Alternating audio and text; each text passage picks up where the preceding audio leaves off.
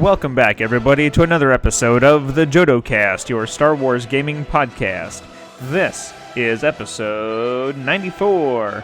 My name is Evan Lewis. I am, of course, joined by Leo Andry. Hi. And Joe Latovsky. Aloha, ladies and gentlemen who are listening to this stuff. Congratulations. I'm glad we're here. We're in fine form. I'm still working on my intro. I've yet to nail it. Well, you know what? Workshop that. Bring it back. Back to formula. Hi. Come on, Spider-Man people. Yeah, that's right, Cat. Ooh, do we have a guest? We might. He's a loud little bastard. That's not a good way to introduce a guest.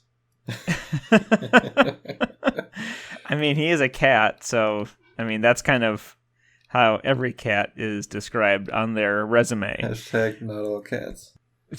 Oh, gosh. But you know who we would never describe like that, ever in a million years? Any guesses? Tell me. I'll tell you. Since you refuse to Tell guess. They're just like, Evan, we're not playing this game today. I could not guess on who we would never ever describe as a loud little bastard. So, wait, for you, most people should be described that way? No, I'm not saying should be, but could be. You said someone we would never describe that way. So I'm picturing someone very tall and very quiet. Peter Mayhew. You're right. We would never describe Peter Mayhew as a loud little bastard.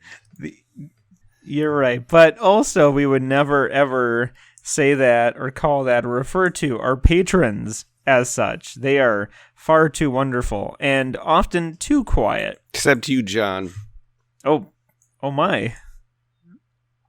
Them's fighting words? Yeah. He just got called out. Did he beat you at something? No. Okay. Now we're gonna get. We're just being antagonistic to a special patron each month. We're gonna get a new patron. At a certain part of level, the service. At a certain level, we will call you out and call you a name on the air. Keep your self-esteem in check. For $10 a month, a new patron called Loud Little Bastard, and then we'll have to redact what we said about not being able to call our patrons loud little bastards. No. But our patrons really are truly wonderful people who keep us in line and help keep us going.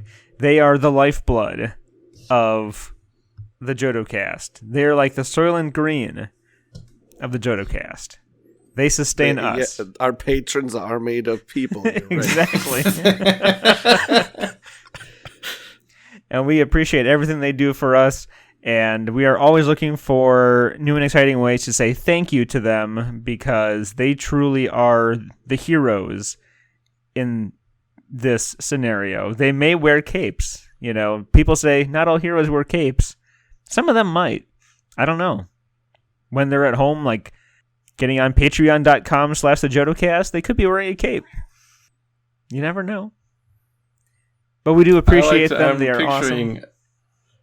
Anonymous person like opening his closet and finding his cape, putting it on, doing that dumb Superman pose with hands on his hips, sitting down at the computer, like logging in and supporting our Patreon, and then like doing like a little like satisfied nod and walking away. He's got to like smile and wink, and like he has like the little like glint off his teeth, like bing. I was thinking of, but as he's like logging into Patreon and stuff, there's got to be like a big like box fan behind his computer, so his cape is. That's far better than what I was thinking. I was imagining the characters from What We Do in the Shadows becoming patrons, wearing their stylish capes, and learning how computers work from their cool friend. And, becoming patrons, because what else are they going to do? I got to say, I feel like if any of our patrons are parents, I thought you were going to say vampires. Being a parent does increase the likelihood that you might be wearing a cape at any given time. I feel. Are you speaking from experience? At least to younger children. I mean, like if you're a parent, but your children are now adults and have moved out, then I think you drop down to like median cape likely wearing levels. Yes. If you are probably a Sith Lord, those odds shoot way up again. That's after the kids leave for college. You become a Sith Lord. Because now you finally can. The kids are gone. But we appreciate all of them, and if you want to find out more about Patreon, you can do so by following the link to patreon.com/thejodocast from jodocast.com. I feel like that was... What's the website for Amazon.ca? But yes, you can either go straight to Patreon or you can hang out at jodocast.com and you can see all the cool things that we have there. And you can follow all the links to all of our social media sites, most especially the Discord, the one Discord to rule them all. And we have a lot of fun hanging out there all day, every day with cool people just like you. So, hop on over to jodocast.com and then use it as a tunnel or a funnel or a channel to go to all the other places. And now, what we've all been waiting for. What we've been playing. Leo, what you been playing? Checkers? Sweet. Star Wars checkers. Star checkers. Yeah, they're little holographic guys. Oh. No. What have I been playing? We just wrapped up our X-Wing League here. I came in not last place. Nice. I was second to last. Big round of applause. But I was not. Fade sound. I was not last. So that's the important part. I don't know. I had a lot of fun. I took this opportunity with the switch to 2.0 to, especially since the only thing I've bought so far has been the core set and the Imperial conversion kit. So I'm working with only Imperial ships. I took the opportunity of this league now to mess around with a lot of these ships that I never really flew much during first edition. So like for one game, I had a list that was like every TIE variant that I hadn't used much. So I had a Punisher, a Bomber, an Aggressor, and I think the experimental, the prototype TIE Advanced, like that was my list. And bombs. And a TIE Striker also. And then lots of bombs. Just because I also never really used bombs much. So I thought I'm going to use bombs. And they failed spectacularly. I only managed to hit myself with my bombs that game. So there's a reason why I came in almost last place. I've been playing some Legion also. We're in the middle of doing Escalation League at my store also. And I've haven't been getting a chance to play because I've been too busy with my other games and then real life stuff, like jobs and things. But so I haven't got to play much Destiny, but I have been building my deck for. We have our regional here on Saturday, so and now I've had to completely rebuild my deck, thanks to the fact that Fantasy Flight just put out a new holocron for Destiny here the other day, because they realized there was some horribly broken stuff going on right now. So that you were going to take advantage of, right? No, actually, I didn't have the cards. One of them has been annoying for a long time, and it's been the Thrawn Snoke deck. And So they bumped Snoke up 1 point. So you can still run Thrawn Snoke with using some like bitter rivalry, but then you're 2 damage in the hole and your opponent gets to draw a card. So I don't know, that helps balance it out. And so that was one of them, and the other one has been like these like stupid Shadowcaster 1-turn kill decks. So I didn't have any. I couldn't play either of those. So I was building my deck to be ready to play in that particular meta.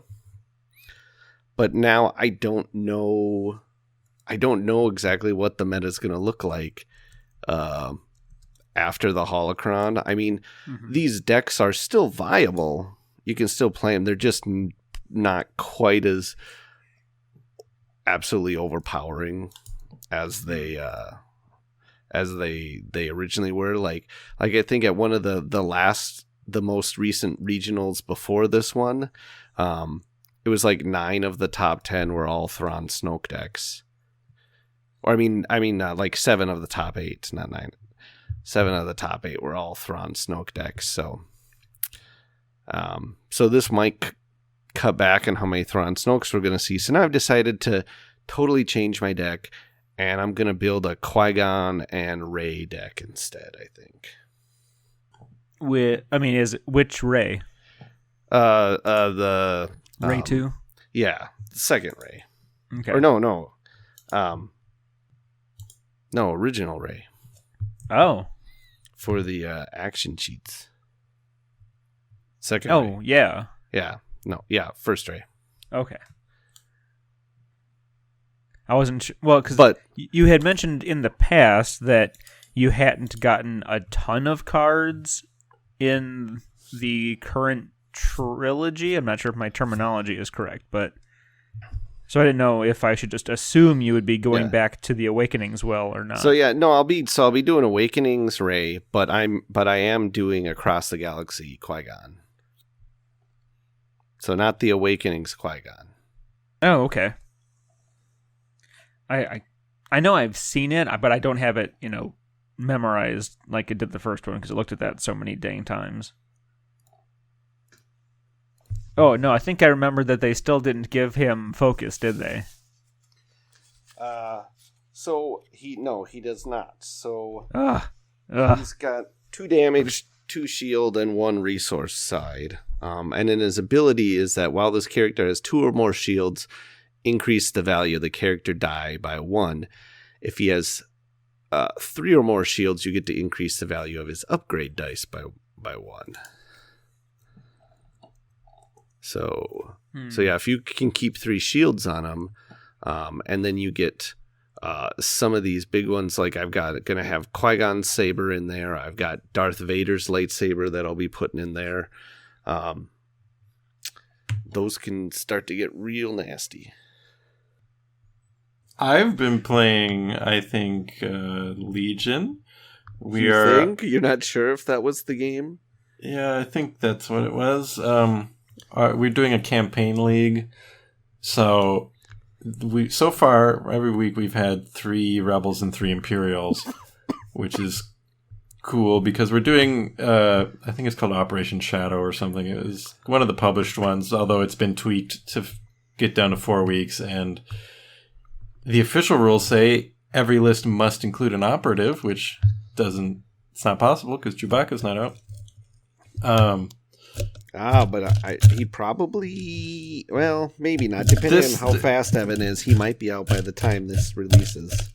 Yeah, well, he hasn't been out for like the month that this operation has been published. But it's pretty neat because what is happening over there? Somebody swirling ice. What the hell is going on? Yeah, there's custom scenarios with custom objectives and deployment rules and stuff, and it was like, I think it was 400 points the first week, and then it was 600 points, and then we had 800, and next week it's going to be 1,000. And the next week's scenario is based on whether if more Imperial players won or if more Rebel players won. So the Rebels took the day the first week, and then the Empire won, and then I think the Rebels won again. And each individual's outcome with the specific objectives gives them a little bonus in the next game. So like, I picked up these 2 crates, and my opponent picked up that 1 crate. Turns out I get free grappling hooks next week, and he gets a free targeting scopes or something. So it's been pretty neat. I'm 2-1 because there's still going to be like an overall winner based on your record. Just everybody's performance is dictating what everybody has to play. Okay. I think it's been fun. It's been a neat change of pace. Got some Imperial Assault in because I'm going to be going to Denver for regionals again because there's no regionals in Arizona. But turns out my mom is going to be visiting my brother that very weekend, so it's a good excuse to go up to Denver and be like, bye, I'm going to go play a game. Bye, family. Is your family paying for your trip again this time? Say what now? I said, is your family paying for your trip again this time? Yes. Yeah, Very I can't nice. afford to just fly that far to go play Imperial Assault. But if I'm like, Mom, I want to hang out with the family, can you help? Then yeah, it's okay. I'm excited. It was a lot of fun last year. And I've been playing Battlefront, which has been a lot of fun lately for some of us. I think that's it. I don't think I've gotten any X-Wing in since the last time we played. And I'm going to be missing this month's tournament because last month I had to choose between X-Wing and Doomtown, and I picked X-Wing. This month the tournaments are on the same day again, so I'm going to pick Doomtown since I haven't played that in a while. Excellent. Well, I can't remember if Ooh, one more. Oh, dear, yes. I also played I've Got a Bad Feeling About This. I think that's what it's called. Before Legion started, it's a Hasbro card game. I've almost picked it up because it was a cheap Star Wars branded game. And I collect those types of things. It has a cool box. If you open up the box and pull the cards out, the space under the cards looks like the trash compactor. But it's just kind of a cheap, silly, casual card game. And I didn't hate it, for sure. I don't know if I want to buy it for myself or not. It might make a good video. You just get cards. You play a card on your turn, as many as you want. Then when you're done with your turn, you draw a card. That's it. If you draw a red card, you lose unless you have a blue card you can play. All the other cards just have random effects, like makes that person draw a card, or you can look at the top cards of the deck and put them back in any order. So it's exploding kits. Could be. I think I've only played that once.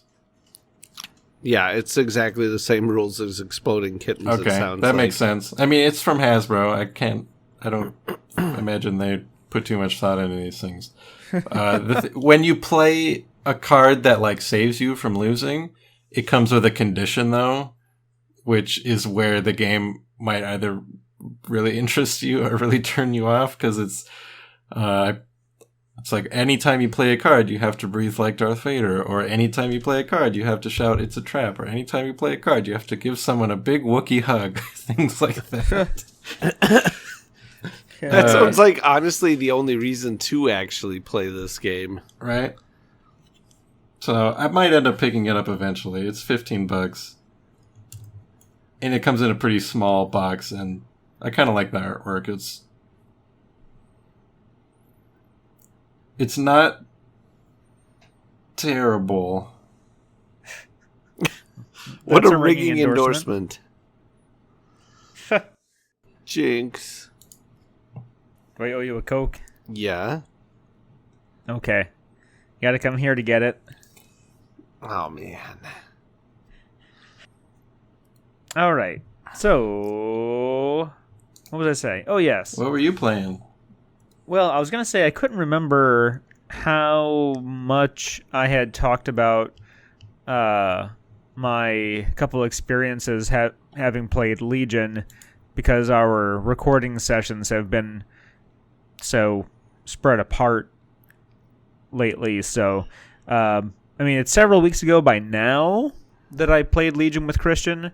We continue to discuss it and have very strong feelings about it, and we really wonder if we've been playing it wrong, but we went over the instructions pretty thoroughly, and we've been playing a lot more Rune Wars, so that's been interesting to look at the two and then talk about rule sets and comparing them against like Warhammer and things like that. So Legion is still very, very much in my rotation, just not to the extent of other games at the moment.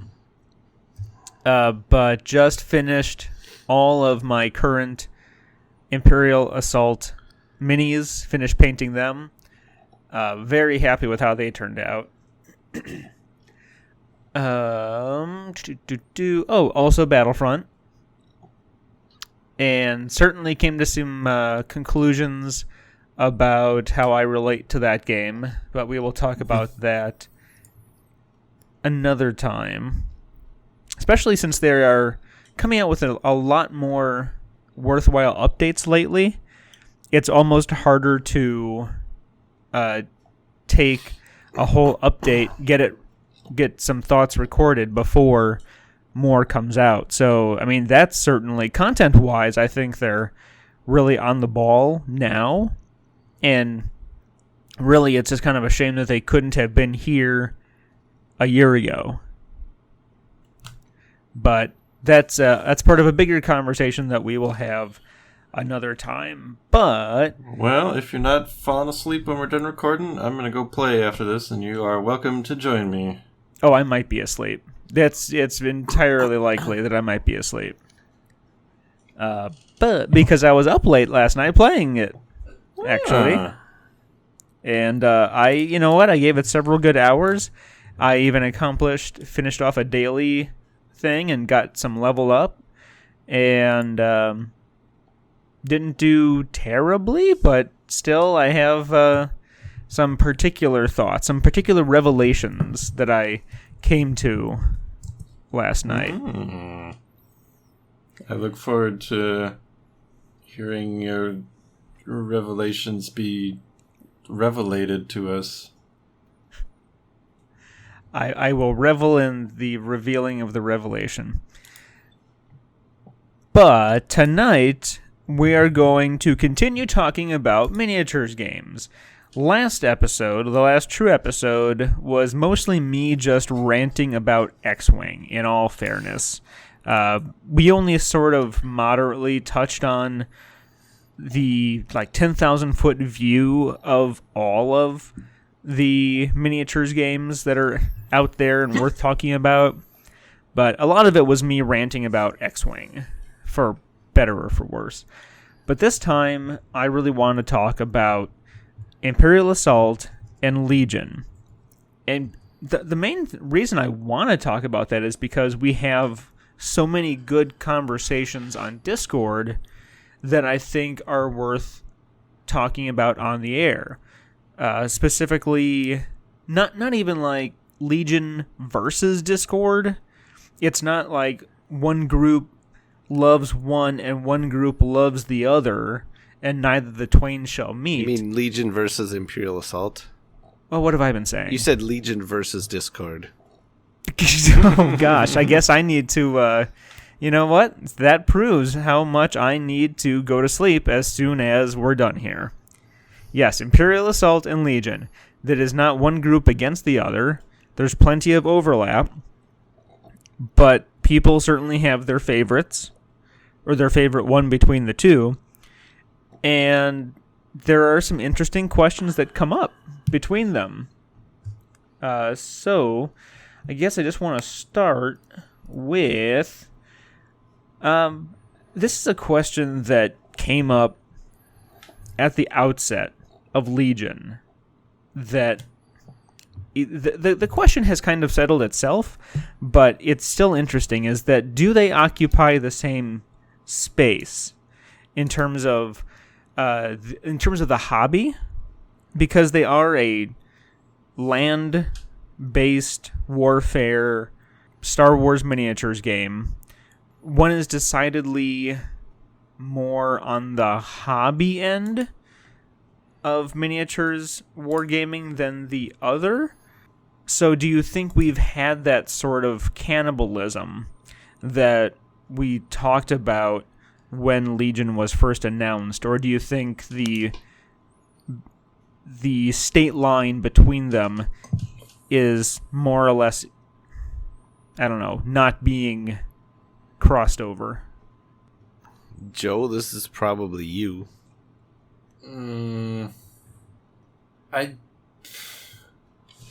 I feel like myself and Dan, the guy I normally play Imperial Assault with, are the only people I know who play both. I feel like everybody either jumped into Legion not having played Imperial Assault, or stuck with Imperial Assault and decided Legion was the devil come to end everything they loved. Well, and I'm sure there were a lot of Imperial Assault players who were like me as an X-Wing player when Armada came out. You know, I thought Armada was a fine game, but there wasn't enough difference in the game between Armada and X-Wing for me to justify suddenly dropping all this a whole bunch more money now into Armada when I'm already invested rather heavily in X-Wing. And I guess in my area, I haven't really seen a ton of difference, but then again, there's also the fact that not many people and not a whole lot of people in my area are even playing Imperial Assault anymore. So there wasn't really much of a community to cannibalize in the first place. And I think at least like half of the Imperial Assault players in my area are actually also playing Legion now.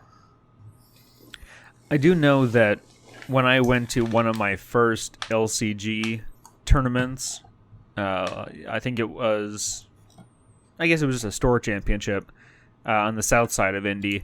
They had held the store championship for Imperial Assault just earlier that same day, and I guess it was even more of a sparse turnout than LCG.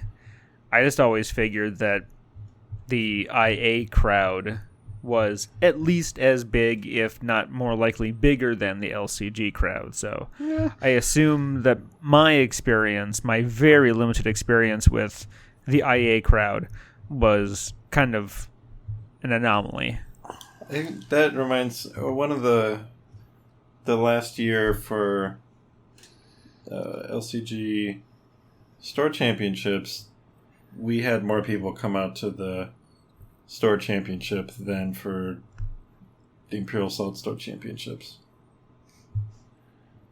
They all came down from Phoenix, but nobody came down from Phoenix to play Imperial Assault, even though I'm pretty sure they have a decent-sized community there. Last time I checked.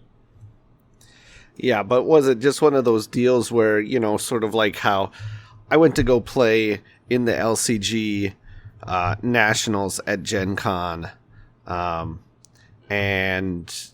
if it wasn't for the fact that it was, you know, the game was ending and it was the last one, you know, I wouldn't have bothered. I don't know. So I guess that answers the question of whether or not they fill the same space. I guess they don't. Or actually, some of our comments makes it sound like, yes, they certainly do, but I think they kind of do, but only in the lens that I usually approach Imperial Assault from is the competitive scene. Mm-hmm. Like skirmish. I like campaign, but I haven't sunk as much of my time into the campaign as I have the skirmish mode. Mm-hmm. And since, you know, that's two players, you know, building teams and trying to outmaneuver and outplay each other. And when it boils down to it, I guess that's the same thing that's happening in Legion.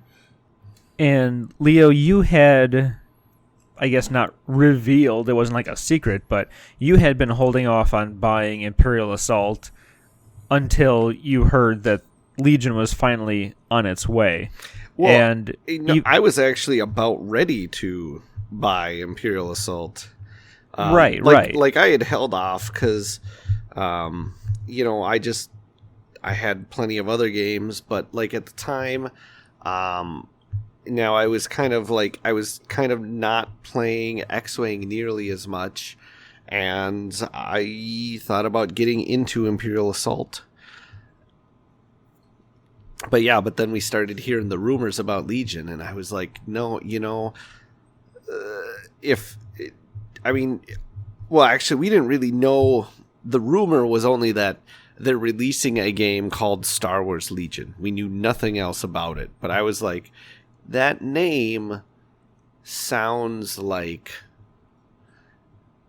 more of a massive armies kind of thing than Imperial Assault is. And that was really what I wanted. So I held out and I waited until Gen Con and they made the announcement, and it was everything I could have wanted. And so I said, no, not spending any money on Imperial Assault. Yeah. And since then, since it has come out and you have put all the money into Legion, so much money, but you still had, in the past, you had gotten to spend some time playing IA, and it's fair to say that you definitely prefer Legion. Is it just because of the nature of it being mass battle, or is it specific rules? Well, okay, there's two things. What makes it your preference? One is, again, the more sort of like the bigger scale,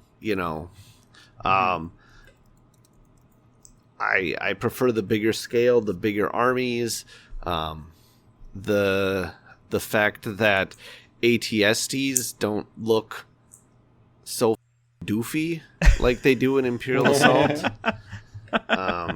Yes. That's one thing. And then I'm not. I hate the line of sight. We're getting to that. In Imperial Assault. So that's I don't like the way it works. It leads to some weird shots. I mean, if you play a lot and you're kind of used to it, it's probably not as bad. But me only playing on occasion, there's plenty of times where it's all like, I would be playing and then my opponent would be like, okay, well, I blast you now with my stormtrooper or whatever. And I'd be like, no, you don't. They're around the corner. You can't see me. And they'd be like, no, because of these dumb rules, I can shoot you.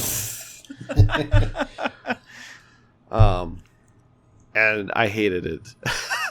But I will say I absolutely love playing campaign in Imperial Assault. The campaigns are really cool, and that was actually the main reason why I thought about picking it up, is because I wanted to play through the rest of the campaigns, and keep doing that. Because like skirmish mode, I didn't like when I played that. It was just like, it was okay, but it doesn't really hold any interest for me. The campaign for me is really where it was at, as far as Imperial Assault's concerned. And before we get to more of those sticking points, Joe, you and I talked about it a couple times, I think, about why you like Imperial Assault better. And you had said it has more personality. Just for the sake of contrasting, can you kind of expound on that again? Or if you have other thoughts as to, or if it's not even your preference anymore, like, correct me if I'm wrong on that too. I still prefer Imperial Assault. I play a lot more Legion because that's what people are playing, and I like Legion a lot, but I still like Imperial Assault more.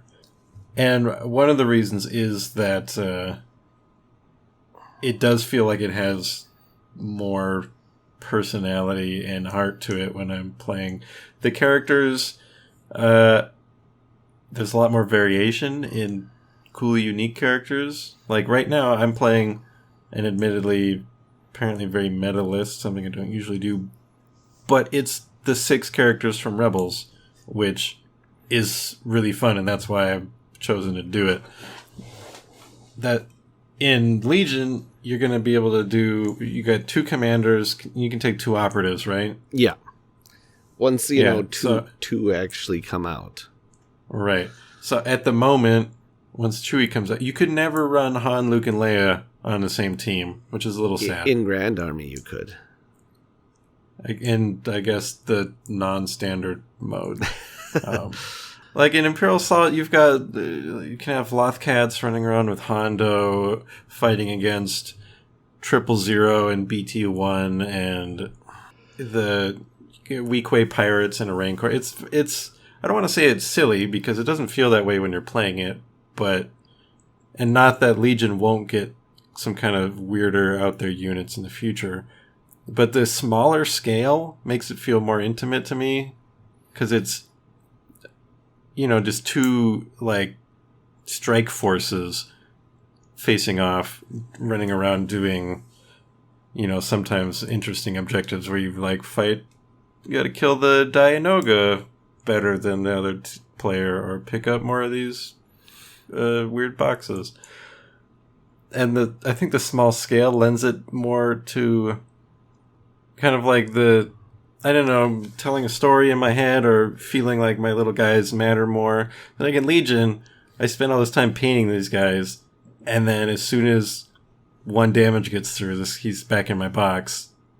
In Imperial Assault, my figures tend to stay on the table a little longer. Just wait till January when you can get medics to put in your units. Then you can, and then you can bring them back out. I'm really excited about those medics because I want, and the astromech droids, because they seem cool. They bring a little bit more personality to the personality units, to my squad, which is what some of my custom squads have. Like I love my Duros who's dual wielding blaster rifles with a cigar in his mouth. Oh, and his beret. He's the best.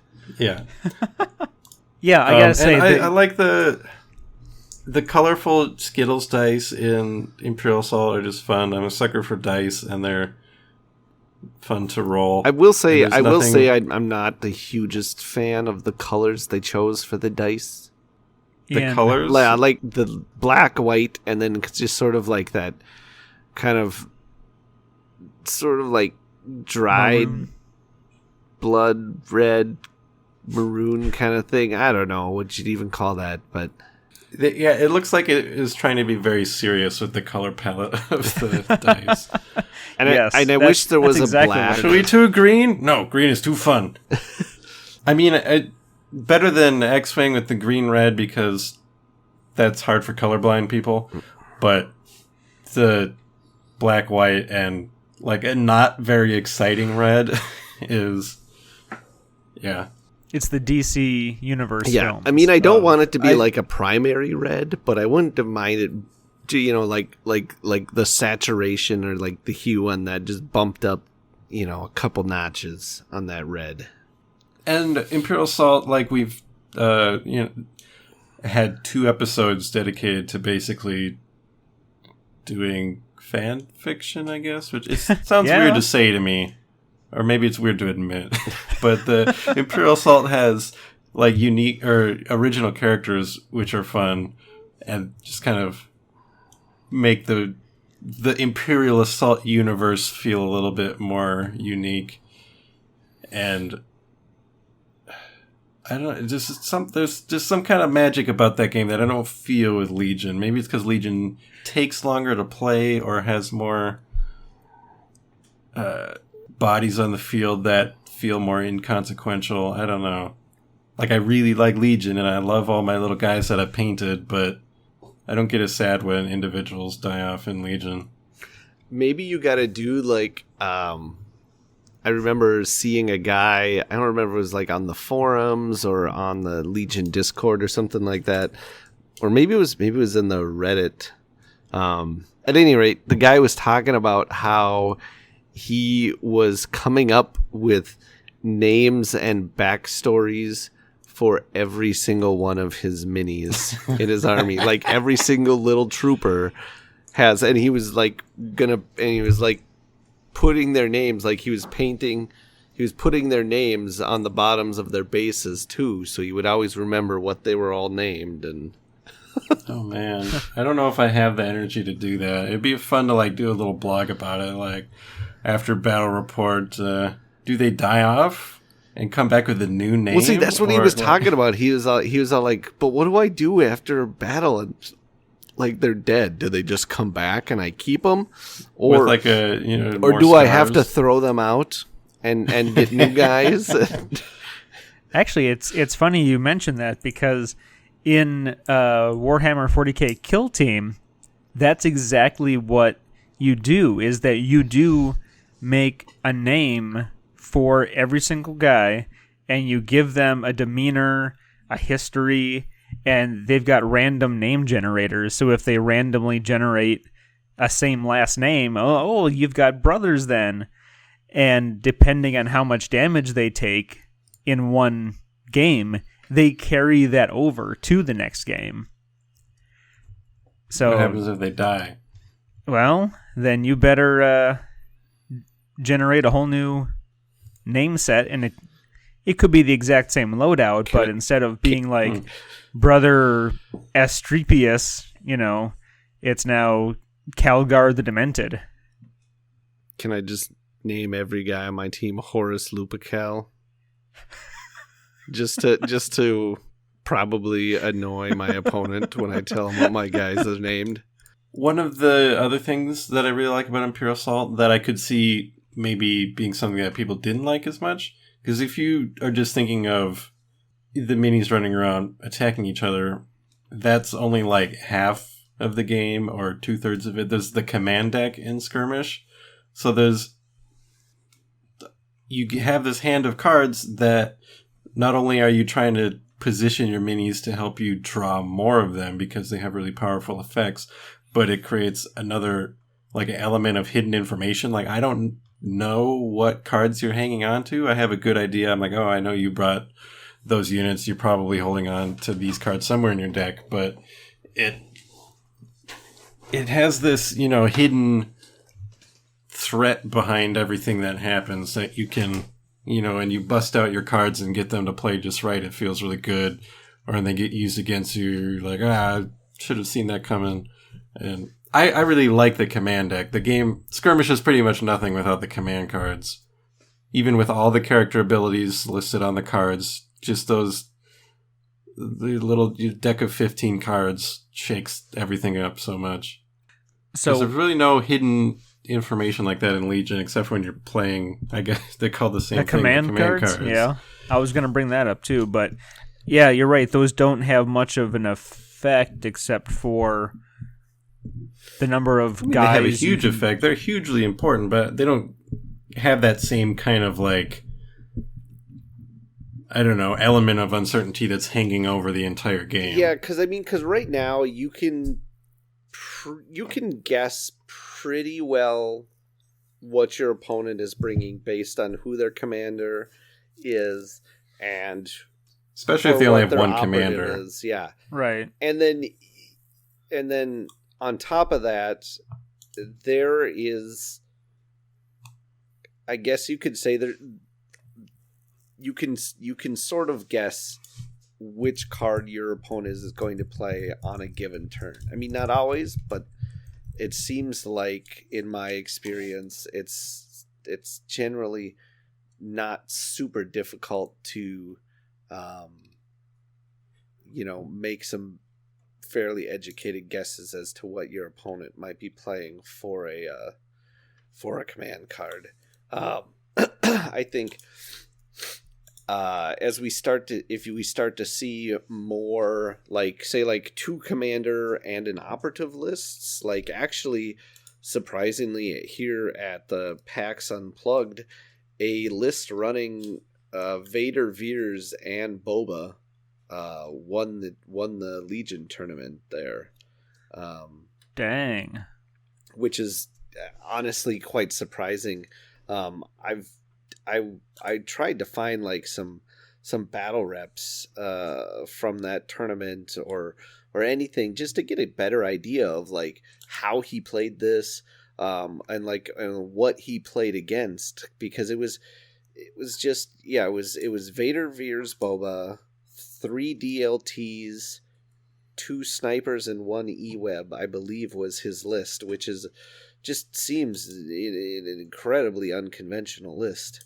One that I wouldn't think really have much of a chance of winning, but obviously I'm totally wrong here. And I mean, I guess, yeah, it is 9 activations when you think about it. Still, it is still 9 activations. It's just only 3 core units is just something I haven't seen a lot of. Yeah, when Chewie comes out, Han, Leia, Chewie, plus whatever else I can fit is what I'm going to try. Plus there's additional generic command cards coming in the personnel packs. It'll be interesting. So far, they've only revealed the 1 pip cards for each faction, and they both kind of suck. So, I don't know how often those are even going to see play. So I'm kind of hoping that the 2 and 3 pips are a bit better. Although, I mean, I guess you'll play them if you're running the generic commander as your only commander, you have to run that generic 1 pip. But what'd you say, Joe? What are the 1 pip ones? I forget which is for which faction, but one of them makes whatever your opponent. One of them just lets you look at your opponent's command hand when you reveal it, and the other one just makes it so your opponent gets to issue orders to 1 less unit down to a minimum of 1. Yeah, those are lame. Yeah. Well, the biggest thing is it's what units you get to issue orders to. It's 1 operative or special forces, if I remember right, is the only things you get to issue orders to. So it's not just like 1 unit. It has to be either an operative or a special forces. And am I correct in remembering that the sadly nicknamed generic commander is in fact Imperial Assault's own Gideon Argus? Yes, it is. Gideon. It's modeled after him. It's Gideon. It's generic man. Well, we talked to the guy after the in-flight report, and we mentioned to him like, "Hey, that was Gideon Argus," and he was like, "Yeah, it totally is. We were wondering if people would notice." Well, everyone, I'm not saying you're wrong, but technically, that's not the name on the card. It's just generic office, and that makes commander me upset. guy. Yeah, but it's Gideon. So but you could have 2 of them. They're not both Gideon. Yeah, they are. They're clones. Oh, that's right. It's like the alternate universe version, in like Imperial the Assault. other... In Imperial Assault, there's Alliance Smuggler, who's just a generic, cool little zippy little guy who runs around and does stuff, and he's based on the character art from the Edge of the Empire beginner game for the Smuggler pre-built character. That's right, he is. This guy's Alliance Smuggler. He's a generic guy. He just looks like somebody name. famous. Yeah, I'm gonna have to paint one guy up as Gideon and paint the other guy up differently. Santa Claus. Because I'm buying 2 of each of those specialist packs for sure. Be the first expansion that comes out that I buy 2 of, probably. And I am very excited for that pack to come out because it reminds me a lot of. It doesn't just remind me; it is fashioned after the infantry command pack that came out for Rune Wars, and those add a lot of flavor in terms of units and what they can do to generic infantry units. So I'm Yeah, actually very excited for the next wave and a half, I guess, of units, including the recently announced Jin and what are we calling these? The Her crew? Pathfinders. Pathfinders, and then Krennic and Death Troopers. Those are pretty dang sweet. Mm-hmm. I mean, I would be happy to just wait for those and the personnel and then fill in the gaps as needed.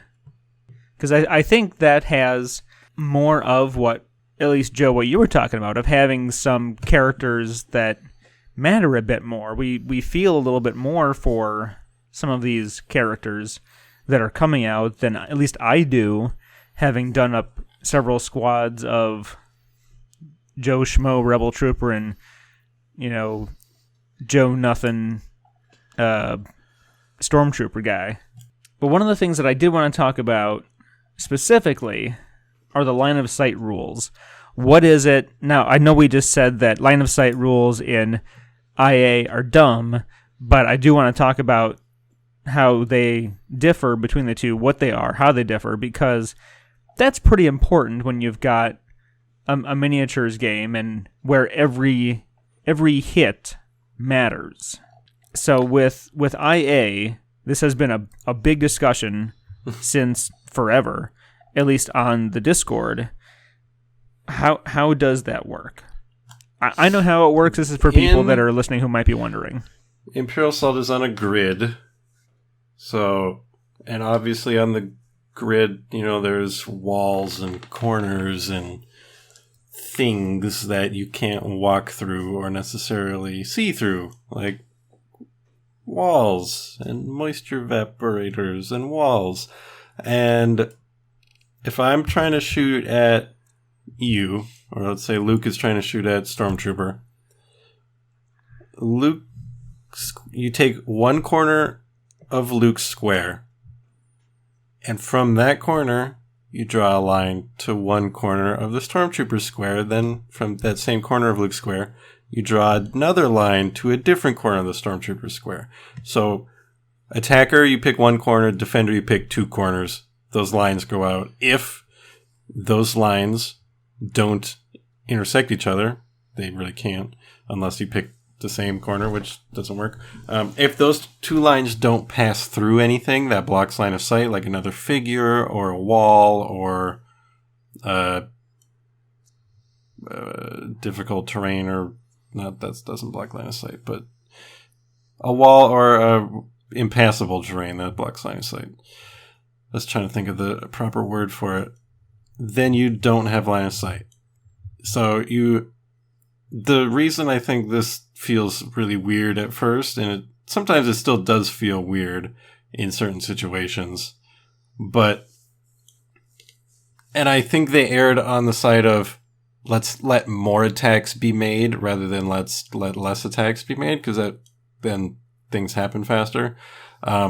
Picture 3 columns, and the attackers in column 1 and the defenders in column 2, and the defenders at the bottom and the attackers at the top, and column 2 is filled with impassable terrain except for the space at the very bottom of that row that the defender's in. The attacker can still shoot him because the 2 left corners of his space can easily be traced back to one corner of the attacker's space. You can draw the line down walls too, which you're like, why? But he's hiding behind the wall, and you're like, I mean, yes and no.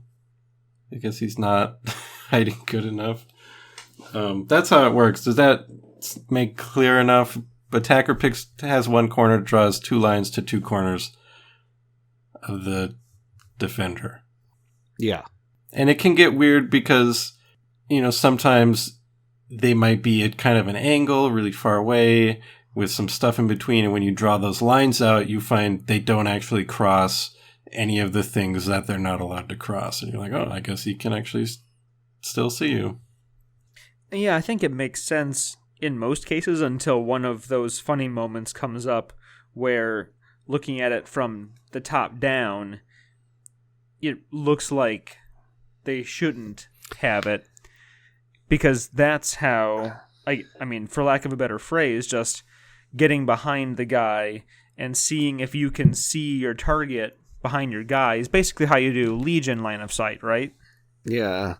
Well, you just glue your eyeball to the top of your dude's head in Legion, and if you can see him, you can see him. Yep. So it's from top of head to target. Yep. Yeah, any part of the target. Like, I've learned, even it might be thematic for Han Solo to be pointing towards the battle. That means his hand with his gun is sticking out of around the corner, which means people can see part of him, which means they can shoot him. So maybe I'll have Han Solo facing backwards so his, like, gun sticking out doesn't get him shot. I think for me, the biggest thing is the fact that you can trace one of your lines along the, like, straight along the wall like that. I think is where some of the problems come from me.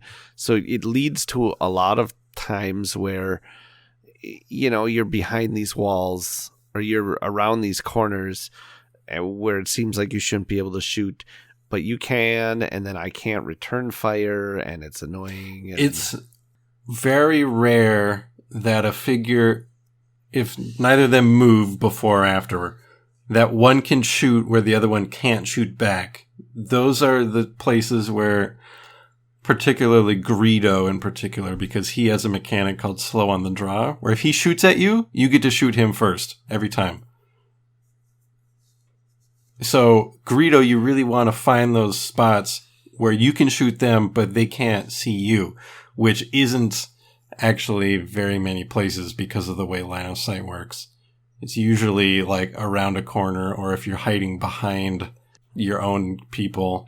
Yeah, I think I would like it better if it was functioned more like line of sight and cover did in D&D, where you would, and that's how I assumed it would be. Where in that you drew, the attacker went from one corner, and he drew a line to all four corners of the defender. Okay, and if any of your lines, any one of those four lines, passes through, a bit of terrain or another mini or whatever, then the defenders, you can still attack the defender, but they're considered to have cover. So does the amount of cover change? Like, if only one of those lines is disrupted, is that better for me than if three of them were, or is it just cover or no cover? I think, if I remember right, I think the official rules are just cover or no cover, but I think we usually played that, like, more lines gave you more cover. Yeah, I think as nuts and boltsy as 3rd edition was, there was definitely like quarter, half, and 3/4 cover. That which a lot of people probably just sort of hand waved and said cover, no cover. See, I could see that working just fine in Imperial Assault if you determine what having cover meant, as either you get an extra defense success or the accuracy, because in Imperial Assault, you can shoot at anybody no matter how far away they are, but your dice determine if you make that shot. If I see the numbers 3 and 2 on my dice, I've got 5, which means if they were 6 away, I miss. So the cover in Imperial Assault could also just be, okay, you apply -2 accuracy to their shot. I wish there was a cover mechanic like that, because the Star Wars miniatures game had one extra type of terrain that was just called cover. If your line passed through that specific, if your line of sight passed through that particular type of, green bordered tile, then the defender got cover. Yeah, and the WotC minis game actually used sort of a simplified version of the D&D 3rd edition line of sight rules. I'd be surprised if it cover. wasn't exactly the same. Really, It was almost the same. It's been so many years since I've played both of those games that I don't remember. I just remember at the time when I played, I was like, oh, this is almost exactly like D&D. So I was able to pick it up very quickly, but there was a few differences that I had to keep in mind. Yeah. Overall, once you play it enough, you get very used to the line of sight, and it's... I mean, like I said, that doesn't bug me. That could be part of it, is just I haven't played enough Imperial Assault to where... but it's just my brain doesn't quite process the line of sight automatically. So like I said, I would frequently get in situations where I would think, my opponent should not be able to shoot at me, only to discover that he sure can. Yeah, I remember when I first started playing, it felt very weird. And now a lot of people at tournaments I always see, 'cause some people use the lasers like you use for firing arcs and X-Wing. I have a little like key fob zipline thing, so I can lay it down. But a lot of people just know, because it's just squares and like angles, so there's just a math to knowing whether you can see them or not. And a lot of people just count out. They're like, okay, 2 up, 1 over, 2 up, 1 over. Yep, okay, I have line of sight. Math says so. I like I would like to actually see someone say that at a tournament. Math says so. I win. Math says so. put it on a t-shirt. I've got one more finicky rule that I want to talk about before we wrap up, because I think we have spent an awful lot of time talking about the two of these games and sort of where they fit. A lot of the sort of icebreaker questions that I came up with have been answered in the course of just talking about it. But when Christian and I were playing, we ran into a situation where... well, I was getting there. Okay. Feel like what? Thank you. Good quote.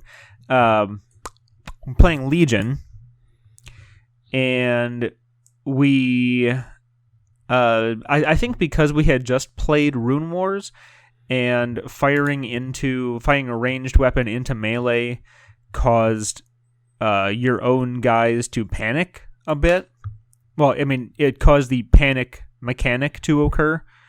So we were trying to figure out what shooting into melee did in Legion, and I think after searching the rules several times over, we went to Discord, and I think the official ruling of Discord was you can't? That's correct. Right. You cannot fire into a melee. To engaged people. Engaged, correct. Yeah, there's melee and engaged are different. I don't like that rule. I think it would be fine if... I use it to my advantage a lot when I'm playing as Luke, because I know I'm going to jump into that full squad of stormtroopers, kill maybe most of them. I want to leave one alive, so that way no one can shoot at me, because Luke is holding on to this guy like a meat shield. Sure, because that's a total Luke thing. But especially the Empire, you'd think it would be very acceptable to fire on a group of engaged people, because I think the logic is you wouldn't want to endanger your own troops with that shot. Yeah. Well, I think you should have the option to potentially hurt your own guys. Like, maybe they have to defend against that attack too. I don't know. Like, even if it's that risky, maybe sometimes it's worth it. Or, or put a suppression on them or something like that. Yeah, give them give them 2 suppression. It's something that, obviously you still suffer a very negative effect, but let it happen. Like, what if Vader has 1 health left and he's, he's engaged with 1 rebel trooper? Maybe I'll tell my guys, that guy's dead anyways. If you can put him out of his misery, that might be a good thing for him and his suffering, but we need to take down Vader. Just think, like, cinematically, if Jerry is being held up there in a force choke and he, cranes his head around and tells the squad, like, shoot him! See, okay, I want you guys try out a few games like this with, like that. I think you will find though that the survivability of a melee unit like Vader or Luke drops precipitously, and to the point where you may not feel like playing them. Like, I think that's part of the reason that mechanic is there, is you get these units up into melee, and then that's part of their survival defense mechanic. Well, okay, I think that's probably true, but I think it's also just a matter of how much of a penalty do you give the player for hurting their own guys. Maybe, let's say I have Luke and he's with some stormtroopers. The stormtroopers shoot at Luke. Okay, maybe Luke is granted heavy cover regardless of what he's got going on. The stormtroopers have to defend against this attack separately. Is that still worth taking the shot? So I think if you granting them cover might be a good enough buff, a good enough bonus to that melee character. I don't know. The whole defense system of Legion seems squirrely to me, but in like what way? I like how it works. Mostly. Yeah, in theory, I like how it works, but one thing let the man that speak. I like about okay. Thank you. So in a situation where Luke is able to be shot by a bunch of guys, and maybe he avoids getting shot by 5 guys, but if one guy fires on him and just okay, so one guy's left out of 5, okay, or 4, however many it is. Luke only gets to roll 1 defense die if he gets hit, right? Right. Luke's better than that, though. Like, thematically speaking, Luke's defense value should not be equivalent to the attacker's to hit value, or to his damage value. I don't know how to describe it better, but a single stormtrooper, his shot against Luke should not be equal to or better than Luke's ability to defend. Well, this is also just barely Jedi trained Luke, Well, let's flip it around. And then Vader, and then there's the fact that he's rolling the red defense die, so I mean he does have the better defense. I would not be surprised to see something later on down the road where some unit has like a lightsaber form 97 ability where he gets to roll 2 defense die per hit or whatever. Yes, those good old forms. Yes. I think that was the really defensive form, right? Like 97? Yeah. Sure. It was page 97 of volume 1 of the Jedi how-to form. Yes. How-to form. Form 7, subsection C. So I mean, it will probably be a keyword for a highly tanky character. I would be surprised if Obi-Wan doesn't have like Sorasu as a keyword ability. Kanan in Imperial Assault has that as an ability. Actually, on his card it says, I think it's Sorasu. It lets him reroll defense dice and lets friendlies reroll defense dice. Yeah, it would be Sorasu. Correct. But yeah, we just but I think it seemed really weird to us. I think part of the problem is it's also the flavor of the game. Legion is just that. The focus is supposed to be on having a legion of troops, not necessarily running a bunch of heroes with really cool abilities. You know what I mean? Sure. Like I think that's part of the reason why you maybe don't have quite as much, stuff like that, is because yes, the hero units should be more powerful than the basic troopers, but I think they're trying to be cautious of making the power differential too much. You know what I'm saying? Because they Legion is because more they don't like, want that to be the focus.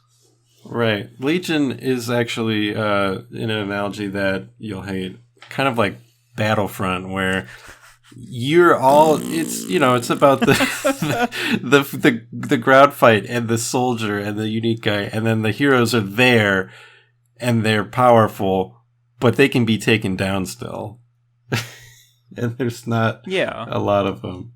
Actually, that comparison has come into my mind more than a few times. One thing I was going to mention is, I don't know, I'm trying to decide how I feel about this. So, defending an Imperial Assault, let's just say the Stormtrooper is defending against a regular attack. The best that figure could do on defense would be roll 3 blocks. Okay, so block 3 damage. So if the attacker rolled more than that, they're guaranteed to get something through.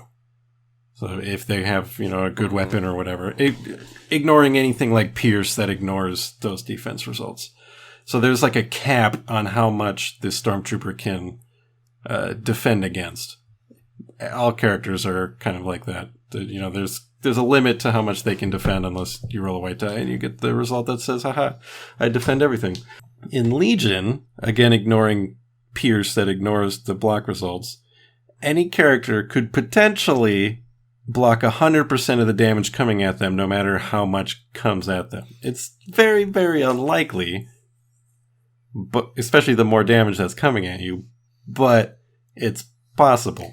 Yeah, but I think, again, I'm not sure I think it's because, because you got to think Pierce as occupying a slightly different design space in this game versus Imperial Assault.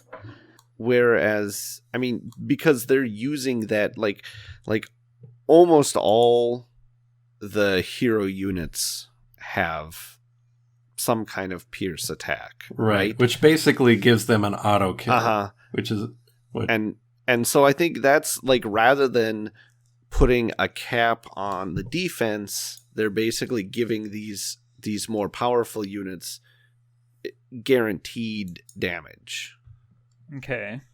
I just thought I wanted to bring up that it's oh yeah, no, it's worth different. talking about, especially since so much of the terminology does carry over. So if you're familiar with one and you go to the other game and then it functions. Speaking of terminologies carrying over, worst thing about Legion is that the aim action isn't called the focus action.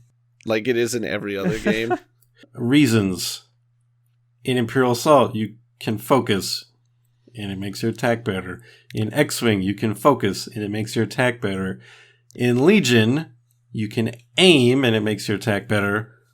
But you can also spend aim tokens when you're performing a melee attack, which conjures the image of someone with a scope on their forearm, or But focus works in all situations. If you want to reroll a die, sure.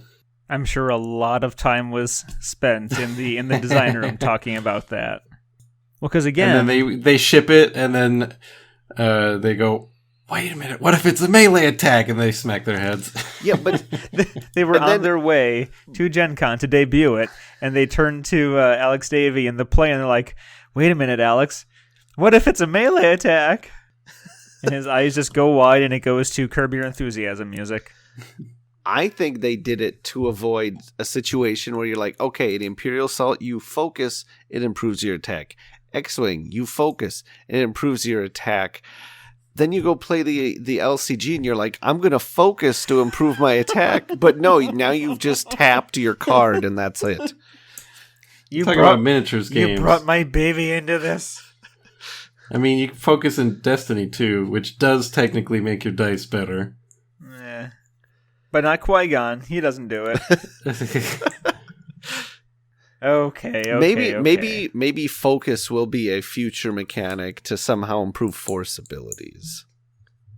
I could see that. Because every other Star Wars game, well, actually, maybe not Armada. I don't think Armada has a focus action, does it? No.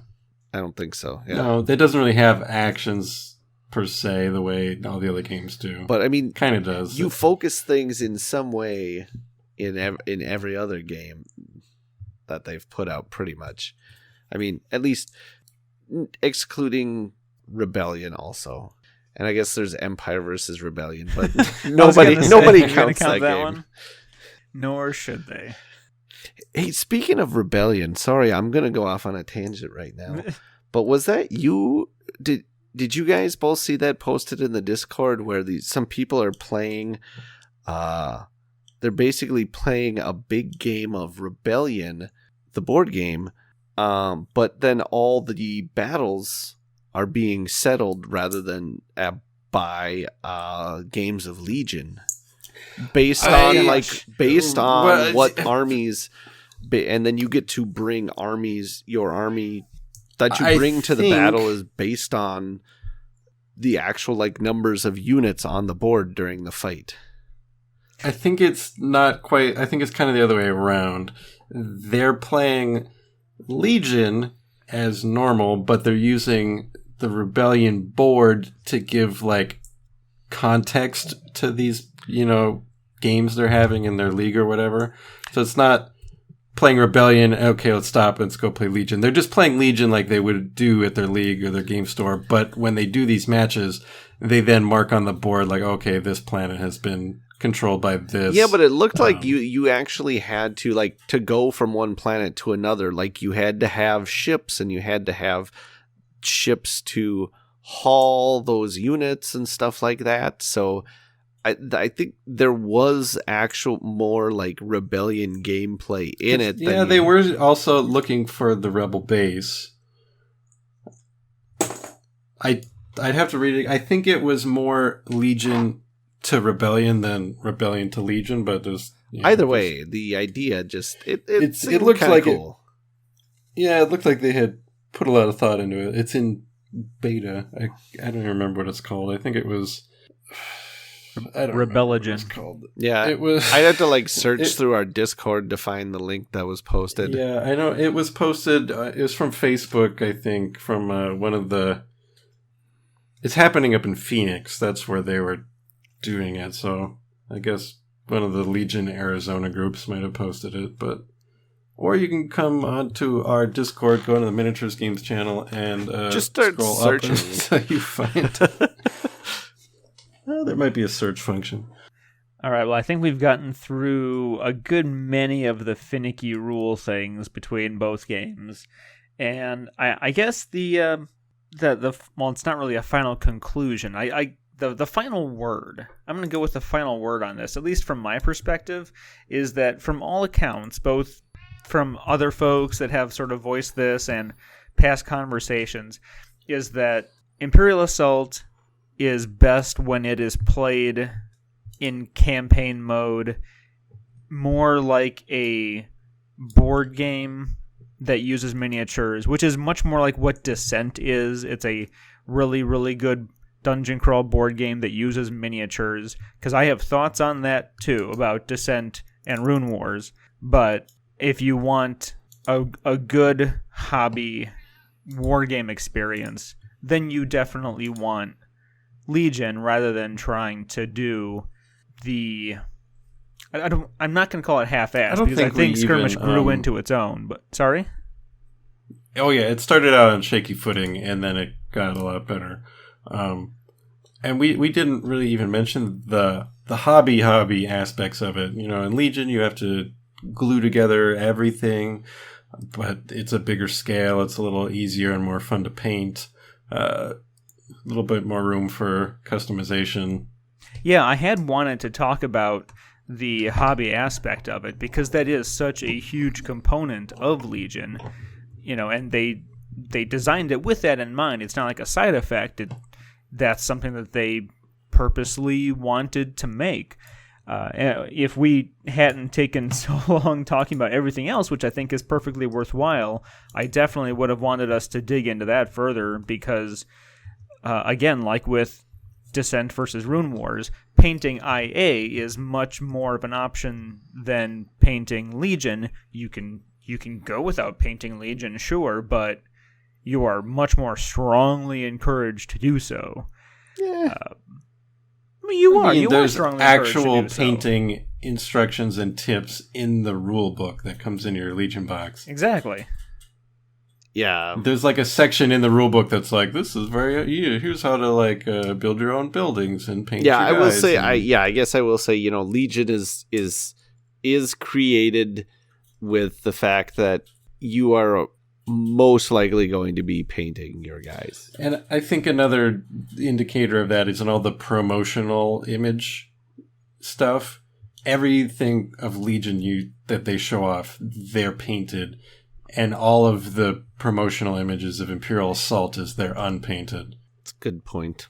And I guess that's Speaking of it, that's kind of the gist of the conversation anyways, right there. But we could certainly dig into it a lot more. And for my money, I want to return and do a second part of painting and crafting because our first episode on that, I went back to that and listened to your advice, both of you, when I was just starting. And now I'm waist deep in paint and brushes and craft knives you're doing and it wrong stuff. If you're swimming in it. he's got a Scrooge McDuck room just Yes, full I of do. paint and brushes and stuff. Yep, I pretty much just have painting videos on 24/7 now. I listen to them so much that I can leave them on for my cats so that they don't have separation anxiety. They just listen to Sarastro with his dulcet tones go on about mixing sepia, whatever shade, Celia Green shade, which is a great elf name. All right. I'm more of an Athonian camo shade guy myself. Ooh. I use green. You don't use strong You just shade? use green paint as a wash. He's going for that late 70s miniature look. So, if you do go to our Discord on the Miniatures channel, I found the link to that Rebellion Legion crossover we were talking about, and I pinned it. So you don't actually do any searching. I did it for you. Good man. Okay. I think that's going to do it. Okay. We are, What? I don't know. I What don't know about what you that saying was. what? Just like somebody told you Santa didn't exist? But he does. It was I'm putting in an Oscar for that reaction. I know it wasn't acted, it was genuine, but that performance moved me. You have to go back and listen to it, I guess. That'll be the name of the episode. You'll have to go back and listen to it, I guess. Yes, exactly. That's totally what I meant. All right. Did you have any final thoughts, Leo, that you wanted to get out there? No. Okay. You threw me off. I think we're done. That's my We will save further crafting and painting musings for another day. Although I think next discussion's topic has already been spoken for. So we will leave everyone here with this long episode that I'm going to have to... Actually, it won't be a terribly tough edit. We just talked the whole dang time. Yes. All right. So Don't forget yes. to leave us on in the background so you don't get For your separation cats, anxiety. So your cats don't freak out. I think that might be our new target audience, people's cats, that when they're not at home. Well, mine's making enough racket they can sympathize. That's what every podcaster shoots for. Pet separation anxiety, background noise. Yeah, somebody do that for like a month and report back and see if you notice any change in their behavior. Your cat's chiming in. All right, well, thank you to both of you for being here and indulging me. And thank you to all the listeners. Should be thanking me. I've been thanking you for indulging me for, oh my gosh, it's 20 years. Is it? Yeah. Yeah, because you came back. What in to Little Falls in '98, didn't you? Oh, well, let's see. Graduated. Yeah, that sounds about right. That sounds about right. It's a long time. Damn, son. We're the old men, Ace. You're older at least. Yeah. Barely. That's what I told you. I will always be older. Tell me about the good old days. Yeah, Star Wars CCG. There never were any good old days. Oh no. There were just less bad days. Oh days my of Super Star Wars. Come on, 1995 we had TIE Fighter and X-Wing and premiere set of CCG, and Star Trek Next Generation CCG was still popular, and we had Mirage Cycle. Oh. See, there you go. I'm getting so wistful now. And I'm like, I was actually just looking at like my pile of CCG cards, and I'm just looking at how bowed the shelf is that they're sitting on. I'm like, I should really put them somewhere else. But really, it's more of just an excuse to take them all out and handle them and look at them again. And can you get the card sleeve pages, but just staple them like to a whole wall and then slot in the cards so they wallpaper a whole room, but are also protected. I have see them tried to find like baseball or card like collection like frames that you could put like baseball cards into. Only like I want to put like some of them like my really rare CCG cards in there, but do it. The Jodo cast card. But yeah, I can't. I haven't. Like I thought that they would have something like that at like Hobby Lobby or something like that, but they do not. What? Yeah. Malarkey. Try Big Nick's in the mall if that still exists. I shan't. Okay. Well, it's a good wrap up we're doing here. You know what this is? This is a doggone Minnesota goodbye, is what this is. We haven't done one of those in a while. Yes, and Christian reminded me the Dune card game too. Cannot forget that came out around that. And all my Dune cards are actually sitting on top of my stack of CCG cards right now. So you hold them in higher esteem. Yeah, we actually... Okay, tangent. When we were playing Rune Wars, we have to make sure that when it comes time for the initiative, that the person who had priority could go first. So we were petitioning the Landsrod. We're like, yep, this is the petitioning stage where we send our notice up to the Senate to have them ratify it. The game just sounds ridiculous. Yep, I'm barely making it up at this point. Okie dokie. Again, thank you all. Thank you, listeners. Thank you, patrons. Thank you... Yes? Oh, sorry. You guys are just both cutting out really bad, so I didn't know what was happening. Just start saying thank you. Just start saying thank you. That's it. Thank you, everybody. Thank you, everybody. It's been great. Thanks for having me. It's been... We should you should just... had a great time. Hope you'll have me on again. Be sure to buy my book. It's in stores now. Say good night.